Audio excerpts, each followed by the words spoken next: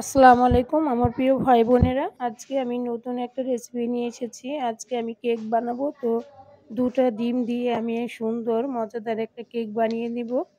তো দেখুন সঙ্গে থাকুন আমি কেকটা কিভাবে বানাচ্ছি। তো ২ টা ডিম আমি ভেঙে নিচ্ছি।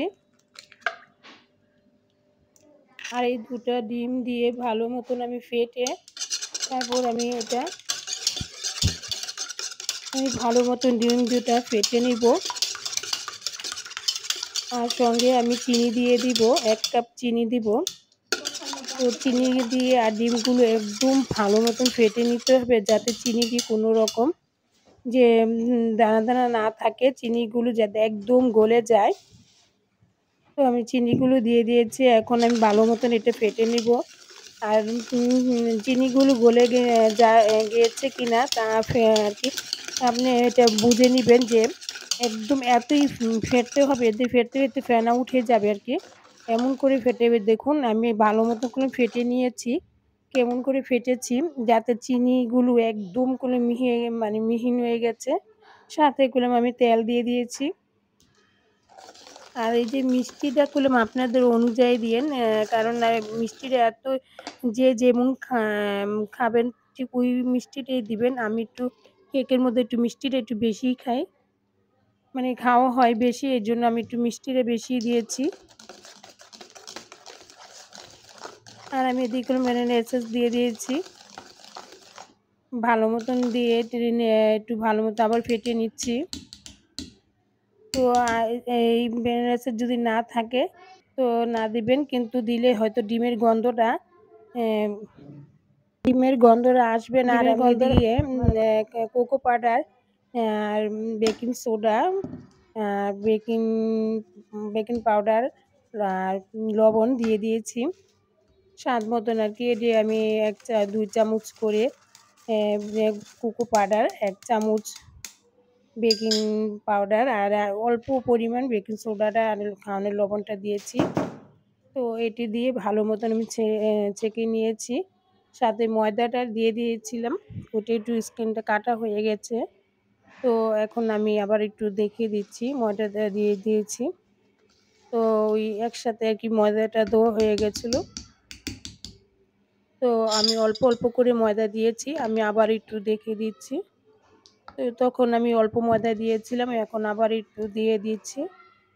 তো ময়দাটা ছেঁকে নিলে খুব সুন্দর হয়। তো এইজন্য আমি ময়দাগুলো ছেঁকে নিয়েছি। এখন যেহেতু একটু অ্যাম শক্ত হয়ে গেছে এইজন্য আমি লিকুইড দুধটা ইউজ করব।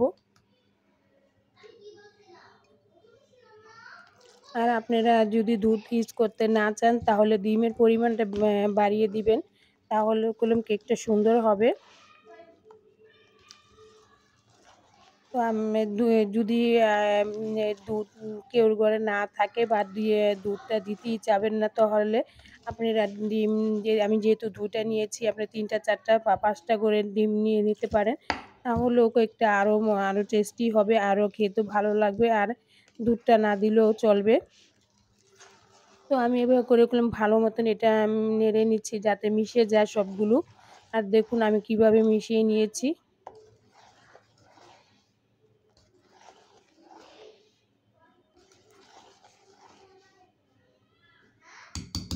তো একদম ভালো মতন আমি মিশিয়ে নিচ্ছি। এখন আমি এটা ১০ মিনিটের জন্য রেস্টে রেখে দেব।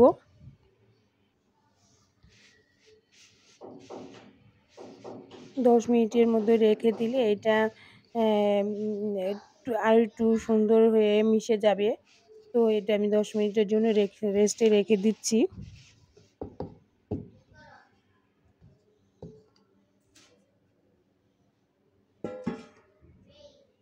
১০ মিনিট পরে আমি এটা নিয়ে এসেছি।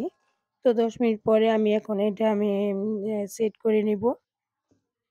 তো এটার মধ্যে একটা কাগজ দিয়ে আমি তেল দিয়ে এটা মেখে নিয়েছি। তো এটার মধ্যে আমি এখন দিয়ে দেব।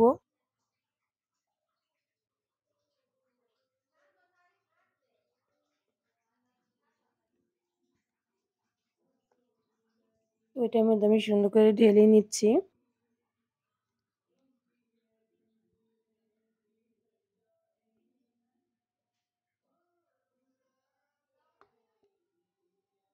এই তো আমি এটা এখন আমি এটার ভিতরে যে বাবলটা ছিল এটা আমি বাড়ি দিয়ে বাবলগুলো বের করে দেব। যাতে সবগুলো বাবল বেরিয়ে আসে। আর এটা সুন্দর সেট হয়ে যায়। আর যাদের ঘরে ওভেন আছে তারা তো কেক বানাতে একদমই সহজ হয়ে যাবে। আর যারা ওভেন নাই তারা গ্যাসের চুলায় সুন্দর করে এই কেকটা বানিয়ে নিতে পারেন। আর আমি গ্যাসের চুলায় দেখিয়ে দিচ্ছি। দেখুন আমি একটা আগে পাতিলে বসিয়ে দিয়েছিলাম। তো এটা আমি আগে ভালো মতন তাপ দিয়ে নিয়েছিলাম। তো এখন আমি এটা বসিয়ে দি ভালো মতন আরকি এটা বসিয়ে দিচ্ছি। যাতে একটু বেঁকাতে রান্না হয়। যদি একটু বেঁকা হয় তাহলে একদিকে ফুলে উঠবে আরেকদিকে কম হবে। তো এটা সমান জায়গায় বসিয়ে দিতে হবে যাতে সব দিকে একদম সমান থাকে। এমন করে বসাতে হবে যাতে কোনোভাবে একটু কাত হয়ে না যায়। তো আমি এটা সমান করে বসিয়ে নিয়েছিলাম। আর এটা আমার প্রায় সময় লেগেছে ৪০ মিনিটের মতন। তো ৪০ মিনিট পরে আমি এটা খুলেছি। দেখুন কত সুন্দর একটা কেক হয়েছে। একটু কাঁচা নেই, ভিতরে দেখবেন একদম সুন্দর হয়ে গেছে।